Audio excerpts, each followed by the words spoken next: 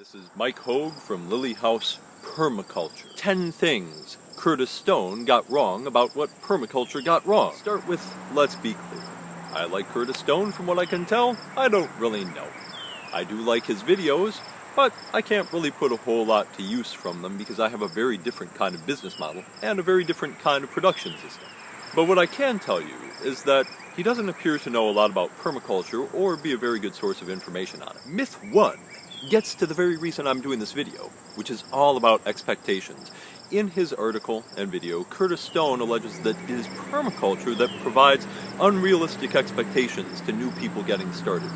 Actually, I think permaculture is all about giving people the right expectations, really making them do the research about their design, what they want to get out of it, and what their outcomes and expectations should realistically be. On the other hand, I strongly feel that what's being called the YouTube farming movement and the profitable farming workshops actually present very unrealistic expectations, and over 20 years I've seen people repeatedly, again and again, disappointed by those. Don't take my word for it. This is a research-based statement I'm making. You can look at the research and find that in the last 6 years, most farmers, actually the average farmer, hasn't made a single dollar doing their profitable farming. If you look at the people out there on the forums trying to replicate these profitable farming business models, most of them are making like $3 an hour. Some of them are really pushing it up there to about $10 an hour. A couple claim to be making in the sweet, sweet neighborhood of around $15 an hour from their production, but if you look into it, they're really hiding a lot of their costs. And also, they're doing a lot of work for that money. They're working like 60, 80-hour weeks.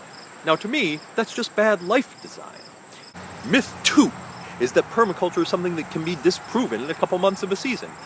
The next thing that Curtis Stone goes on to say is that he tried permaculture and it didn't work, and he knew even within the first year it had not lived up to his expectations. This would be a big red flag, because that is completely not what permaculture is about. Mulching's view of permaculture was really trying to teach us a system for making smart, long-term investments that would help us accumulate the transformative energies, the money, the wealth, the income that we wanted over time, including the benefits of ecological services. For someone to say that they've tried it and it didn't work in a couple of months means they didn't try it at all. Number 3 is the word permaculture itself at its inception. The word permaculture was a portmanteau of permanent and agriculture, but it was very quickly recognized that really what they were talking about was permanent culture. In fact, the designer's manual, which is the main way that permaculture is promoted, about less than half of it has anything to do with what we can really consider to be food production or farming type systems at all.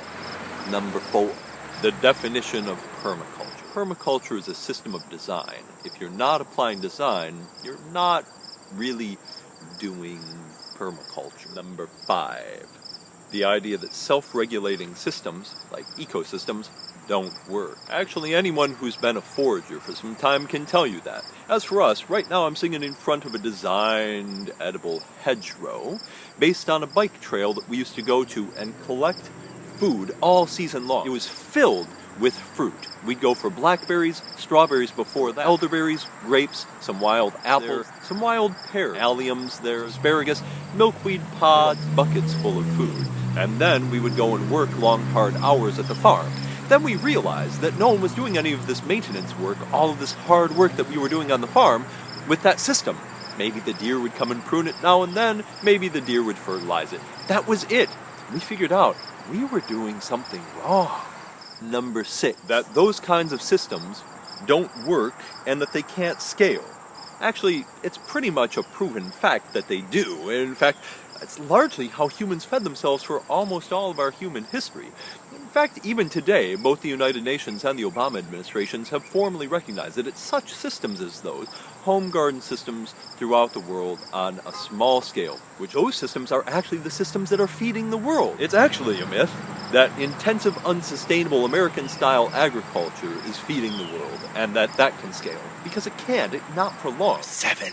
That growing food at all has to just be loads of work, that doing it in an economically advantageous way has to be loads of work, that you're going to be slaving for 80 hours a week or the thing just ain't gonna work.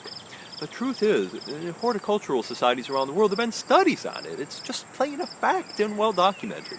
The people in those societies doing the kind of home gardening and horticultural systems that permaculture advocates for are working something like on average 2, 3, 4 hours a week. I mean, we're doing it all wrong. And the truth is, we're way over the return on investment time for the hours that we're putting in, which is why most farmers are making like $3 an hour. If you want to look into the numbers on that, look at our blog at Lily House, and you'll see our analysis of just the numbers being posted by spin farmers and by some of the YouTube profitable farmers. When you figure in how much work they're doing, they're really lowering their hourly rate for all that fancy, shiny looking stuff that makes their videos popular on YouTube. If you try to do it without the YouTube income, you're going to be broke. That's what I think. Number 8. That permaculture says to mulch everything, apparently with straw mulch. This is just a very uninformed view of what permaculture and permaculturists are advocating for. Yes, deep mulch gardening is the research-based approach on a lot of crops, but it's not always the case. And it doesn't always make sense, and certainly not always straw. In fact, in most permaculture communities and most PDCs, we're now really looking at what appropriate mulches are for each particular crop from a research-based perspective, taking into consideration things like the state of soil succession, whether or not we're trying to cultivate forest-like soils with deep woody mulches and ramial wood chips, or whether or not we're going for field-like ecologies for growing certain kinds of vegetables, in which case, yes, we might want straw mulches. But the one thing that almost never makes sense from a well-designed perspective that really takes into consideration profitability are the kinds of plastic mulches that Curtis Stone uses and advocates for. Actually, farming and agriculture, local agriculture, like that in the YouTube kind of perspective, is the fastest growing reason of plastic pollutions. Now, nations like China are studying the fact that plastic pollution from agriculture has become a big deal in soil. They're calling it white pollution. That these things are heavily beginning to infiltrate into the food systems, and plastics contamination in food is really bad. There's some evidence already that plastics, or that the same sort of hormonal disruption pollution is even worse for some of the biodegradable plastics that he mentions. Also, those typically haven't been found to be cost effective yet. So unless you're making a lot of money off your YouTube videos and profitable farming classes, it's not going to help the profitability of your farm to use them. Number 9! That permaculture says to swale everything. It says the whole point is site-specific design. Here at Lily House, we don't have anything that resembles the gigantic swales of the outback in Australia that are being done by people like Jeff Lawton. We advocate for using maths. Actually calculate the amount of runoff you have, what kind of swale you want, what your soil infiltration rate is like. Do something that makes sense specifically to your site.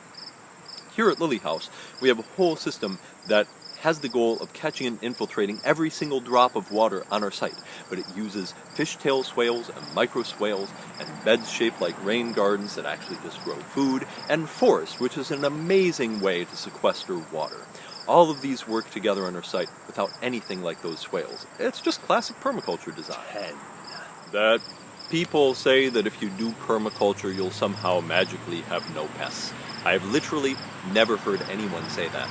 Maybe it's something that people who don't know anything about permaculture ask Curtis Stone, because he kind of promotes himself as a permaculture guy. What you do hear from permaculture people is pretty much 2 things. One, that there's such a thing as the ecological diversity resiliency principle, that the greater number of species there are in an ecosystem and the overall better health of an ecosystem you have, the fewer issues with diseases and pests and so on you'll have for each of the individuals in the system, and that's something that we can put to use in our production systems. It's not something that you can disprove in a few months of your first season farming and say that it doesn't work. Second is that there's such a thing as the 80-20 principle and the law of diminishing returns.